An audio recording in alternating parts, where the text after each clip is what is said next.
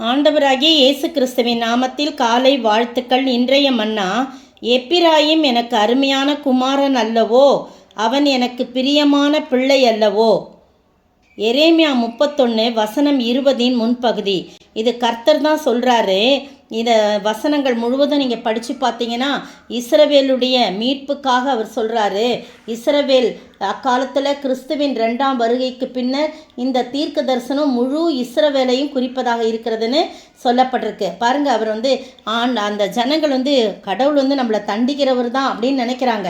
ஆனால் அவர் மிகவும் அன்புள்ளவர்ன்றத இந்த இடத்துல காட்டப்பட்டிருக்குது. அவர் நம்ம திருந்தணும், ஜனங்கள் திருந்தணுன்றதுக்காக தான் அவர் என்ன பண்ணுறாரு, சில தண்டனைகளை அனுமதிக்கிறார். ஆனால் பாருங்கள், எப்பிராயிமே அப்படி தான் அவர் என்ன பண்ணுறாரு, சில தண்டனைக்கு உட்படுத்துகிறார். பாருங்கள், முந்தின வசனம் சொல்லுது, நான் மனம் திரும்பின பின்பு மனஸ்தாபப்பட்டு கொண்டிருக்கிறேன். நான் என்னை அறிந்து கொண்டதற்கு பின்பு விழாவில் அடித்து கொண்டிருக்கிறேன். வெட்கி நாணி கொண்டும் இருக்கிறேன். என் இளவயதின் நிந்தையை சுமந்து வருகிறேன் என்று எப்பிராயிம் துக்கித்து புலம்பிக் கொண்டிருக்கிறதே நிச்சயமாய் கேட்டேன். கர்த்தர் கேட்டார். 18ஆம் வசனம், நீர் என்னை தண்டித்தீர், நான் பணியாத மாடு போல் அடிக்கப்பட்டேன், என்னை திருப்பும், அப்பொழுது திருப்பப்படுவேன், நீரே என் தேவனாய் கர்த்தன் சொல்கிறத பார்க்குறோம். அப்போ தான் அதனால ஆண்டவர் சொல்கிறாரு, ஐயோ எப்பிராயிம் எனக்கு அருமையான குமாரன் அல்லவா, அவன் எனக்கு பிரியமான பிள்ளை அல்லவா, அவனுக்கு விரோதமாய் பேசினது முதல் அவனை நினைத்து கொண்டே இருக்கேன். பாருங்கள், ஒரு தகப்பனுடைய அன்பு. ஒரு தகப்பன் தான் பிள்ளையை அடிச்சிட்டாருன்னு வச்சிங்களேன், ஐயோ என் பிள்ளையை நான் அடிச்சிட்டேனே, என் பிள்ளையை நான் துக்கப்படுத்திட்டேன்னு சொல்லிட்டு கொஞ்சம் நேரம் பொறுத்து என்ன பண்ணுவார், அந்த தகப்பன் கூப்பிட்டு வச்சு கொஞ்சுவார். எங்கள் அப்பா இருக்கும்போது அப்படி தான், ஏதாவது ஒரு தப்பு பண்ணிட்டோம் அப்படின்னு சொன்னால் டக்குன்னு ஒரு அடி அடிச்சிருவார். நம்ம உட்காந்து அழுதுகிட்டு இருக்கும்போது கொஞ்ச நேரம் பார்த்தா, ஐயோ என் செல்ல பிள்ளை என்னை அடிச்சிட்டேனே நான் தெரியாமல் சொல்லிட்டு கூப்பிட்டு மடியில் வச்சு கொஞ்சுவார். அதே அன்பு ஒரு தகப்பனே இப்படி அன்பு செலுத்தும் போது அதை விட மேலான அன்பு நம்முடைய ஆண்டவருடைய அன்பு. பாருங்கள், எப்பிராயிம் எனக்கு அருமையான குமாரன் அல்லவா, எப்படி உணர்ந்து சொல்கிறார், அவன் எனக்கு பிரியமான பிள்ளை அல்லவா, அவனுக்கு விரோதமாய் பேசினது முதல் அவனை நினைத்து கொண்டே இருக்கிறேன். ஆகையால் என் உள்ளம் அவனுக்கு ஆக கொதிக்கிறது, அவனுக்கு உருக்கமாய் இறங்குவேன் என்று கர்த்தர் சொல்லுகிறார். எவ்வளோ நல்ல ஆண்டவர் பார்த்தீங்களா நமக்கு இருக்கிறார். அதை அட்வான்டேஜாக எடுத்துக்கொள்ளக்கூடாது. நம்ம நம்முடைய ஆண்டவர் அன்புள்ளவர், ஆனால் அதே சமயத்தில் அவருக்கு நாம் உண்மையுள்ளவர்களாய் காணப்படணும். எப்பிராயிம்னா பலுகு அப்படின்னு அர்த்தம். யோசேப்பின் இளையகுமாரன். 2 பேரையும் அழைச்சிட்டு போய், எப்பிராயிம் மனாசே மூத்தவன், எப்பிராயிம் 2வது கொண்டு போய் யாக்கோபு தகப்பன் கிட்ட போய் ஆசீர்வாதம் வாங்கும்போது தகப்பன் வலது கையை என்ன பண்ணுறாரு, மனாசே மேலே எப்பிராயிம் மேலே வைக்கிறார், இடது கையை மனாசே மேலே வைக்கிறார். உடனே இவர் இல்லை அவர் கண்ணு தெரியாமல் வைக்கிறான்னு சொல்லிட்டு மாற்றி, இவன் தான் மூத்தவன், எனக்கு தெரியும், நான் இவனை முதல்ல ஆசீர்வதிப்பேன்னு சொல்லிட்டு எப்ராயிம்க்கு தான் முதலாவது ஆசீர்வாதம். இங்கிலீஷில் எஃப்ராயிம் சொல்லுவாங்க. பலுகுன்ற அர்த்தம். யோசேப்பின் 2வது மகன் யாக்கோம். பாருங்கள், அந்த மாதிரி அவனுக்கு தான் முதலிடம் கொடுக்கப்பட்டது ஆசீர்வாதத்தில். இந்த கோத்திரத்தில் கொடுக்கப்பட்ட தேசத்துக்கு எப்பிராயிமர், அந்த ஜனங்களுக்கு எப்பிராயிமன்ற பேர் வழங்குச்சு. எரோபியாமின் கலகத்தின் பெண் அப்படின்னு சொல்லும்போது, எரோபியாம் இஸ்ரவேல் ஜனங்களை என்ன பண்ணுறாரு, எருசலேமுக்கு போக விடாமல், அங்கே போய் ஆலயத்தில் பணிந்து கொள்ள விடாமல் கன்றுக்குட்டிகளை செஞ்சு, இந்த கன்றுக்குட்டி சிலைகளை வச்சு அவங்கள வணங்குமாறு மக்களை வழி நடத்துகிறான். அப்போ அவனுடைய ஆட்சி காலத்துக்கு பிறகு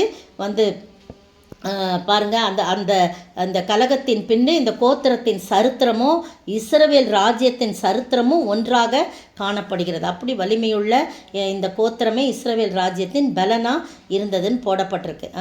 அப்படிப்பட்ட எப்பிராயிமை ஆண்டவர் எவ்வளவாக நேசிக்கிறார். வழி விலகி போகும்போது, தப்பு செய்யும்போது தண்டிக்கிறார். ஆனால் அதே சமயத்தில் அவன் மனம் திரும்பும்போது, அது சில சிக்ஷைகளை கொடுத்து அவன் மனம் திரும்பும்போது வேதனைப்படுற, ஐயோ என் பிள்ளைய நான் அடிச்சிட்டேனே, என் பிள்ளையை துக்கப்படுத்திட்டேனே, என் பிள்ளைக்கு விரோதமாக நான் சொல்லிட்டேனே அப்படின்னு சொல்லிட்டு அவர் என்ன பண்ணுறாரு, தன்னோட கூட அணைத்து கொள்கிறவராக இருக்கிறார். நீங்களும் நானும் பாக்கியவான்கள் பிரியமானவர்களே.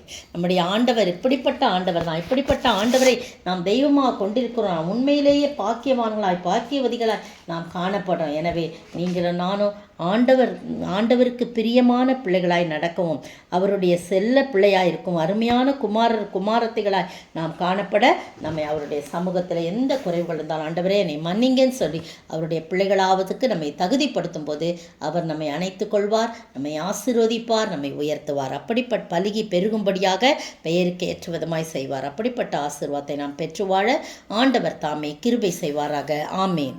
அன்பு எத்தனை பெரியது என்னாவு விவரிக்க அரியது, அதனாழ மகளமும் அளந்திட இந்த பூவின் மாந்தர்க்கு ஆகாதே. நீர் என்னை நேசித்து தெரிந்தெடுத்தீர் அளவற்ற அன்பினால், பேர் சொல்லி அழைத்தே நீசன் என்னை மாபெரும் இரக்கத்தால். 100,000 துதிகளால் உம்மை போற்றுவேன், உம்மை போற்றுவேன். ஸ்தோத்திரிக்கிற ஆண்டவரே, துதிக்கிற ராஜா, நீர் எங்களை நேசித்து தெரிந்தெடுத்தீர். நீர் எங்கள் மீர் பிரியம் கொண்டிருக்கிறீர். ஆண்டவரே, எங்களை பிரியமானவன், பிரியமானவளே, பிரியமானவளே என்று சொல்லி அழைக்கிறவராயிருக்கிறீர். அந்த வார்த்தைக்கு நாங்கள் பாத்திரவான்களாய் நடந்து கொள்ள எங்களை உடைய சமூகத்திலே அர்ப்பணிக்கிறோம். காத்துக்கொள்ளுங்க, வழிநடத்துங்க. இயேசுவின் நாமத்தில் பிதாவே, ஆமீன். நேற்றைய பதில் 7 சீஷர்கள். யோவான் 21:2. உங்களுக்காக ஒரு விளக்கம். சீமோன் பேதுரு, திதிமி என்னப்பட்ட தோமா, கானா ஊரானாகிய நாத்தான்வேல், செபதேயுவின் குமாரர் 2 பேர், யாக்கோபு, யோவான், அவருடைய சீஷரில் வேறு 2 பேர், மொத்தம் 7 பேர். நீங்கள் 7 பேர் என்று எழுதினால் அது சரியான விடை. இன்றைய கேள்வி, எத்தனை நாளளவும் அப்போஸ்தலர்களுக்கு தரிசனமானார்? இயேசு தரிசனமானார். எதை குறித்து அவர்களோடே பேசினார்?